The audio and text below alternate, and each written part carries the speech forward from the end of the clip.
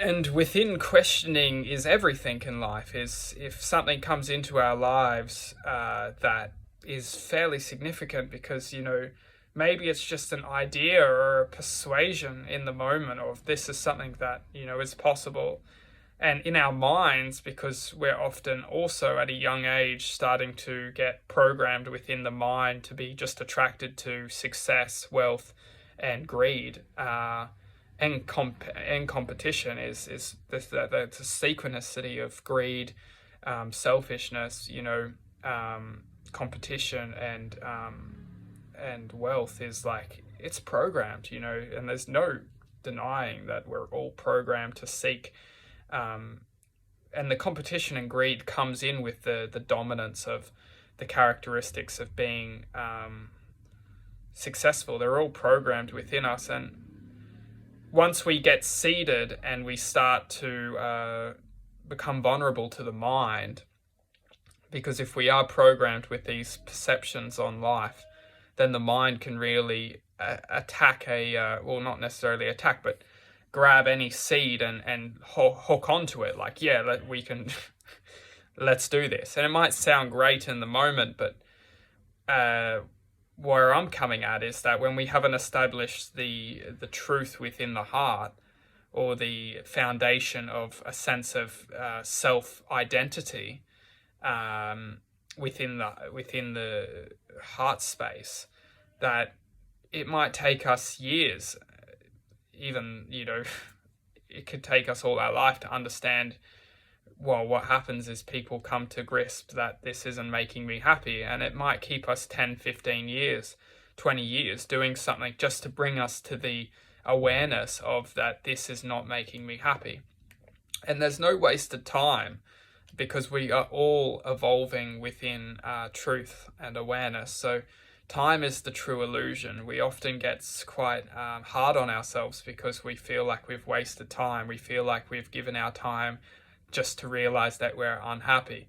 And it's not our fault. And with time, we'll actually understand that this is the most empowering moment of our lives because we were able to wake up to it.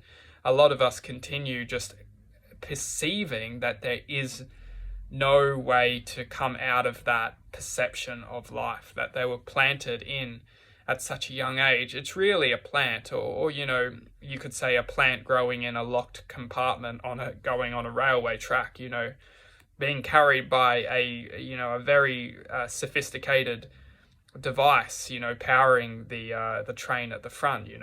There is no coincidence. A lot of us can think that this is all coincidence, that we're all just here having this experience, this moment, by pure coincidence, whatever they teach us about fate or religion, or it's just a perception. And if we are stuck in our perceptions, if we're stuck in our thoughts, in our programmed mind, then it's so easy for us just to listen to the mind, where the full mechanism at the front of the train is all interconnected through all the carriages, which is essentially every soul on this planet. It's just one big train, and whether we can jump out of our carriage, still understand that we're living in the carriage, but we have the infinite manifestation to shoot within that carriage, and to allow that manifestation to enlighten and to raise above the agenda which the carriage is being ruled upon, or where the train is heading. And I think the truth is, as long as we can all manifest out of any fear, then we are manifesting to our true originality, which isn't a fearful vibration. We're often so manipulated within fear that this is the agenda of the mind, is to keep us in a state of fear, in a state of uncertainty, in a state of delusion. And this is how the mind convinces us to listen to it, because the mind is very rational. The mind says, it thinks of fear, it thinks of stress, it thinks of worry, and it will control essentially our awareness.